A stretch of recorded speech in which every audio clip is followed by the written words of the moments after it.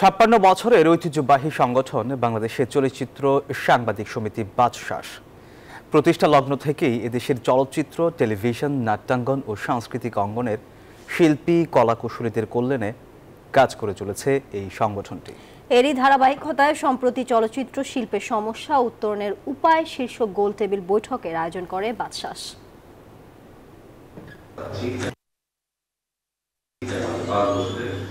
বাচসাস বাংলাদেশ চলচ্চিত্র সাংবাদিক সমিতির ঐতিহ্যবাহী সংগঠন। সম্প্রতি চলচ্চিত্র শিল্পে সমস্যা ও উত্তরণের উপায় শীর্ষক গোলটেবিল বৈঠকের আয়োজন করে সংগঠনটি।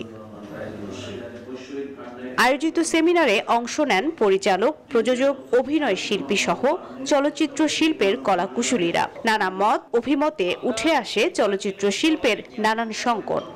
এখন যা খুশি তাই একটা টেলিফিল্ম বানিয়ে দিল, যাকে খুশি তাকে নিয়ে নিল শিল্পী হিসাবে। সবাই শিল্পী, তাকে চিনাও যায় না, জানাও যায় না। আমরা যখন চিনি না, তার দর্শক কি করে চিনবে?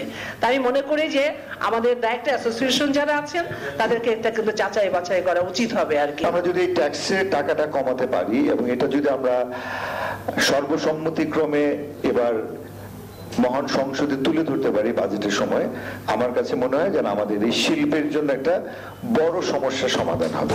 যে প্রডিউসারটা নাকি শুধু টাকা আছে তা না, যে প্রডিউসারটা মানে শিল্পসম্মত যার মনোভাব এবং যে নাকি একজন ভালো ডিরেক্টর পিক করতে পারে, এটা হলো মানে আমার কাছে মনে হয়। এবং তারপরে তো অবশ্যই সেই প্রডিউসারকে আমরা যদি সহযোগিতা করি, সেক্ষেত্রে আমাদের দরকার হলো একটা ভালো কন্টেন্ট, ভালো অভিনয়। একই সাথে চলচ্চিত্র শিল্পের সমস্যার তালিকায় এফডিসির অব্যবস্থাপনা, অনুদানের অপব্যবহার, বাণিজ্যিক সিনেমার সংকটের কথাও জোরালোভাবে উঠে আসে বৈঠকে।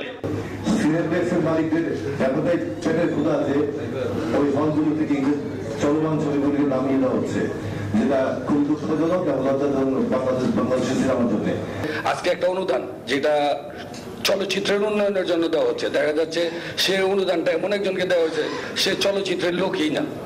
আমাদের বেলায় ইকিউটি দেখিয়ে দেখিয়ে আমাদেরকে একদম মন খারাপ করে দিচ্ছে। ইন্ডাস্ট্রি নিজেরা যতদিন মধ্যে ঠিক না হবেন, ইন্ডাস্ট্রি কখনোই ভালো হবে না। প্রযোজক সমিতি এখানে বসে এখানে কি সমাধান হবে?